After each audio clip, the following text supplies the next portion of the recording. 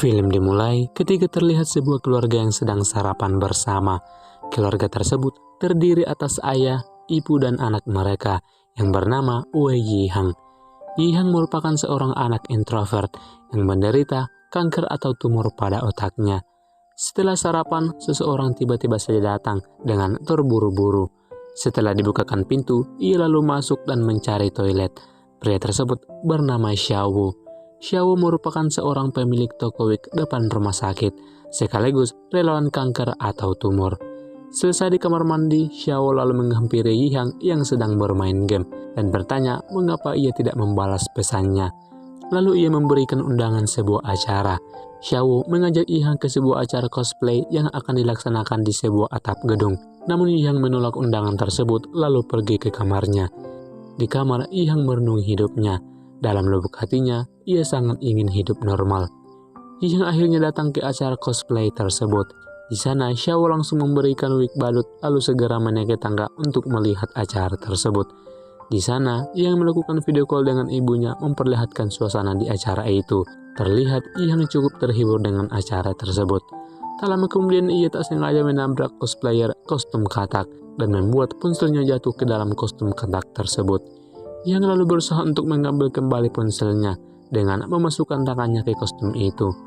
Orang di balik kostum tersebut tentu saja kesal, lalu membuka kostumnya dan mengomel pada Yihang. Di samping itu, suara ibu Yihang terdengar jelas mengomelinya dan menyuruhnya agar bersikap sopan dan ramah kepada semua orang.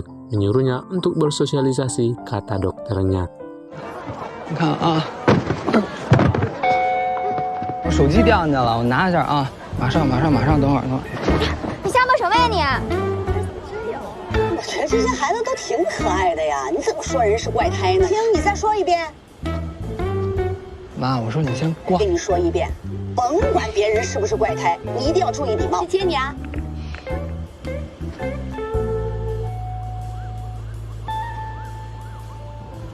Selesai acara, cosplayer cewek itu mengembalikan ponsel Yihang dan berkata agar Yihang bersikap ramah dan bersosialisasi, kata dokternya.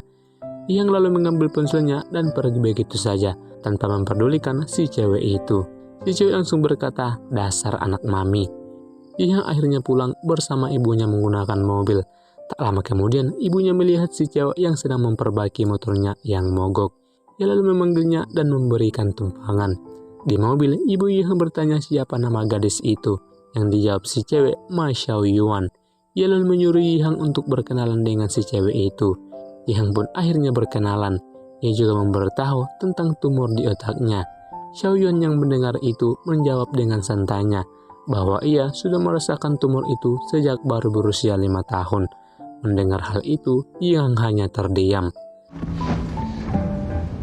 你好，我叫韦一航。行啊，姐姐。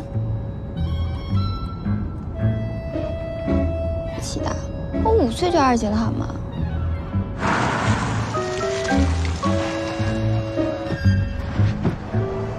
拿切片这种事儿装酷，白班马跑。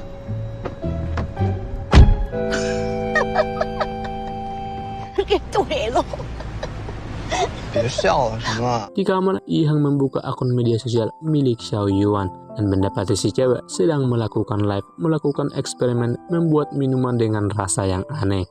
Tak lama kemudian ibunya masuk dan ia mengetahui hal itu.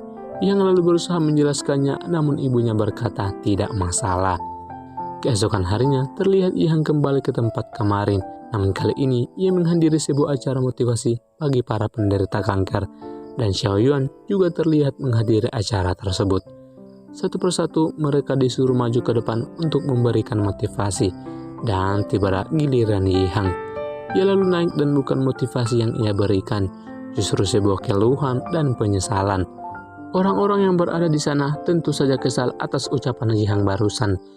Lalu Yihang segera pulang dengan raut wajah yang kesal.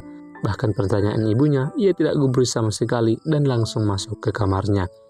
Beberapa hari kemudian saat Yihang menemani ibunya ke pasar, ia mendapat telepon dari Xiaoyuan. Ia bertanya mengapa ia tidak hadir di acara hari ini. Ia juga menyuruhnya untuk melakukan interview karena salah satu teman Xiaoyuan tertarik dengan ucapannya kemarin. Yihang tentu saja menolak hal tersebut, namun gadis itu memaksa dan akan mendatangi Yihang ke rumahnya. Di rumah Yihang akhirnya melakukan interview. Di depan kamera, Yihang berkata tidak sesuai dengan yang ia katakan tempo hari.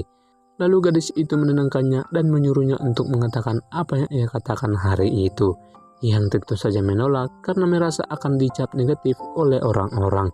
Ia lalu menyuruh gadis itu untuk segera mengusir temannya. Keesokan harinya, gadis itu mengajak Yihang untuk makan malam bersama. Sesampainya di rumah gadis itu, ia mendapati orang-orang yang tidak bergerak sama sekali. Ternyata, mereka sedang melakukan sebuah challenge. Tak lama kemudian, gadis itu akhirnya muncul dan menyuruhnya untuk menunggu sebentar. Kini Yihang berada di kamar gadis itu sambil menunggunya mengeringkan rambutnya. Setelah gadis itu selesai, mereka lalu pergi ke sebuah tempat untuk makan malam bersama menggunakan motor Xiaoyuan. Di sana, mereka makan dan minum soda bersama. Setelah itu, Xiaoyuan mengajak Yihang ke sebuah tempat di dekat hutan untuk menikmati malam dan mendengarkan suara hewan bersama. Mereka mendengar berbagai jenis suara hewan dan menebak-nebak jenis hewan apa yang mereka dengar suaranya. Mereka saling bertukar cerita mengenai Xiaoyuan yang bisa beberapa bahasa setelah melakukan operasi. Yihang lalu bercerita tentang sebuah mimpi yang dimana ia berada di sebuah pantai dan ada seorang gadis yang ingin ia lihat wajahnya secara jelas.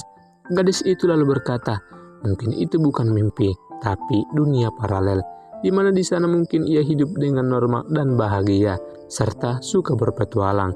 Yang lalu bertanya, mengapa ia tahu saya suka berpetualang? Gadis itu menjawab, ia tahu dari koleksi-koleksi yang ada di rumahnya.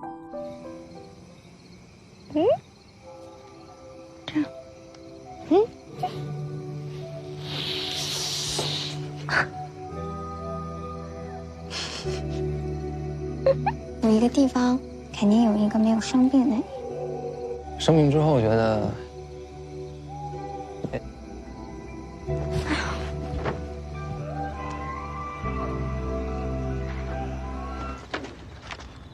那个，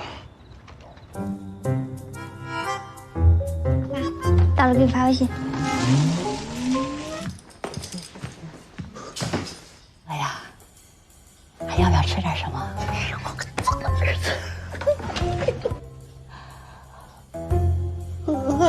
睡了。啊，还真是。 Keesokan harinya gadis itu kembali mengajak Yihang ke sebuah tempat, di mana mereka masuk di sebuah ruangan pendingin, naik ke atap gedung layaknya sedang berpetualang, sampai menari bersama. 快点！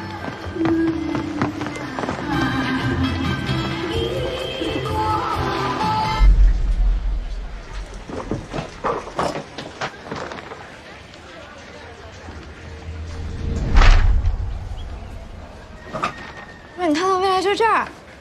老板，这个湖在哪儿？ 家不知道。 Di mobil, Yihang meminta uang pada orang tuanya untuk pergi ke pantai tersebut. Namun orang tuanya melarang karena takut dengan penyakitnya. Suatu hari, Yihang tak sengaja mendengar keluarganya berbicara tentang dirinya. Ia juga mendengar ayahnya menangis karena sedang kesusahan sekarang. Ia lalu membungkuk dan meminta maaf kepada keluarganya. Ketika Yihang pulang, Xiaoyuan sudah menunggunya di depan rumah. Gadis itu mengajaknya bertemu dengan seorang terapis. Yihang yang masih diliputi rasa sedih berkata jika gadis itu terlalu mengatur-ngatur hidupnya. Mendengar hal itu tentu saja membuatnya tersinggung. Ia lalu segera pergi dengan motornya. Beberapa hari kemudian, Yihang mencoba menghubungi Xiaoyuan, namun ternyata gadis itu telah memblokir nomornya. Yihang lalu nekat keluar malam-malam untuk menemui gadis itu.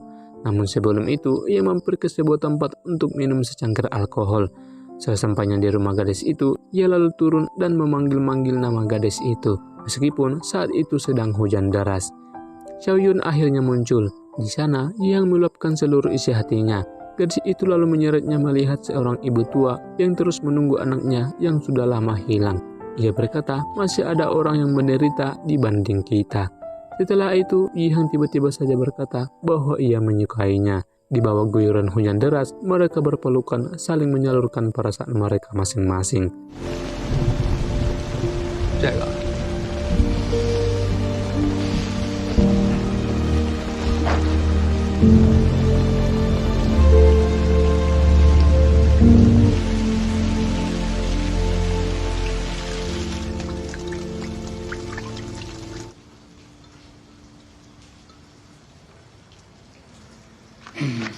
是反对他们俩谈恋爱。你说有什么事不能到屋里？哎呀，我觉得您这修车厂，修车就到这儿来。太好了，太好了！哎呀，真是。 Keesokan paginya, Yang tak sengaja melihat ayahnya menjadi seorang sopir. Hal itu membuatnya nekat menjadi relawan pencobaan obat untuk membantu ekonomi orang tuanya. Tak lama kemudian, ia akhirnya ketahuan. Ayahnya menjadi sangat marah besar sampai menamparnya. Yang lalu keluar dan malam itu ia tidak pulang ke rumah. Keesokan harinya, ayahnya datang dan menunjukkan uang di tabungannya yang cukup untuk ia dan Xiao Yuan pergi ke pantai tersebut. Namun ia harus menjaga kesehatannya dan meminum obat dari dokternya. Yang pun setuju dengan hal itu, dan besoknya mereka langsung berangkat.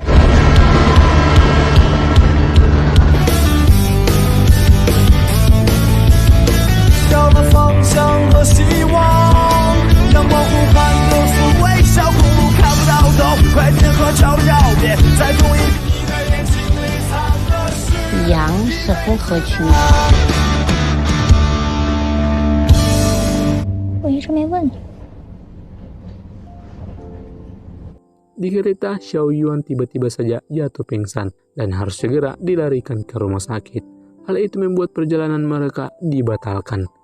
Di rumah, Yi Heng mencukur habis rambutnya sambil melakukan video call dengan Xiao Yuan yang sudah lebih dulu mencukur habis rambutnya, sambil melakukan eksperimen yang biasa gadis itu lakukan di live-nya. Hal itu membuat Xiao Yuan tersentuh dan menangis. Berhari-hari Yi Heng terus berada di sisi gadis itu, hingga tibalah saatnya maut akhirnya memisahkan mereka. 2 tahun kemudian Yi Heng telah duduk di bangku perkuliahan. Ia akhirnya bisa melanjutkan kembali perjalanannya bersama Xiao Yuan sendirian. Di sana, ia melihat gadis itu dan dirinya yang terlihat bahagia. Kini ia percaya perkataan gadis itu, bahwa dunia paralel itu benar adanya. Dan di sana, mungkin ia dan Xiao Yuan hidup normal dan bahagia. Begitulah caranya ia mengikhlaskan segalanya.